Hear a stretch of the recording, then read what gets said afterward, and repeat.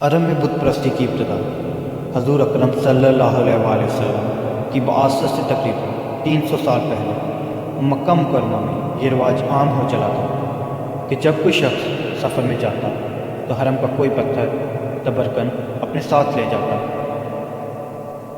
کچھ لوگ اس پتھر کو مقدس سمجھ کر اس کا طواف بھی کرتے تھے۔ پھر معاملہ آگے بڑھا تو جو بھی پتھر ان کو پسند آتا اس کو اٹھاتے اور خانہ کعبہ کی طرح اس کا طواف کرنے لگتے۔ اسی اثناء میں عمرو بن لحی جو بیت اللہ کا دربان تھا اور ملک شام کے بہت سے شہروں کی سیر کر چکا تھا، وہ مآب نامی بستی میں پہنچا جو وادی اردن میں واقع ہے۔ وہاں قوم عمالقہ آباد تھی جو بتوں کی پرستش کرتی تھی۔ عمرو بن لحی نے مآب میں پتھروں کی مورتیاں دیکھی تو اسے بہت بڑی معلوم ہوئی۔ اس نے ان پجاریوں سے پوچھا کہ ان مورتیوں کی کیا حقیقت ہے جن کی تم پوجا کرتے ہو؟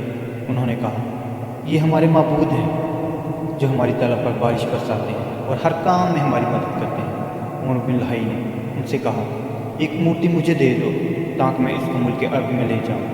انہوں نے عمرو بن لحی کو پتھر کی ایک مورتی دے دی جس کا نام حبل تھا۔ عمرو بن لحی نے اس کو مکہ میں نصب کر دیا اور لوگوں کو اس کی تعظیم اور پرستش کی دعوت دینے لگا، چونکہ اہل مکہ پہلے سے پتھروں کو عظمت کی نگاہ سے دیکھتے تھے۔ اس لیے انہوں نے عمرو بن لحی کی دعوت کو بہت جلد قبول کر لیا، اور دیگر عرب چونکہ اہل مکہ کی پیروی کرتے تھے اس لیے وہ بھی بت پرستی میں مبتلا ہو گئے۔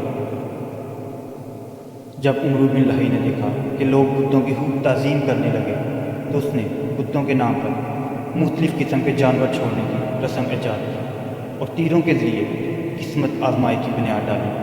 اس طرح ملت ابراہیمی کو جو تمام ادیان مذاہب میں سب سے بہتر دین تھا بدل کر رکھ دیا۔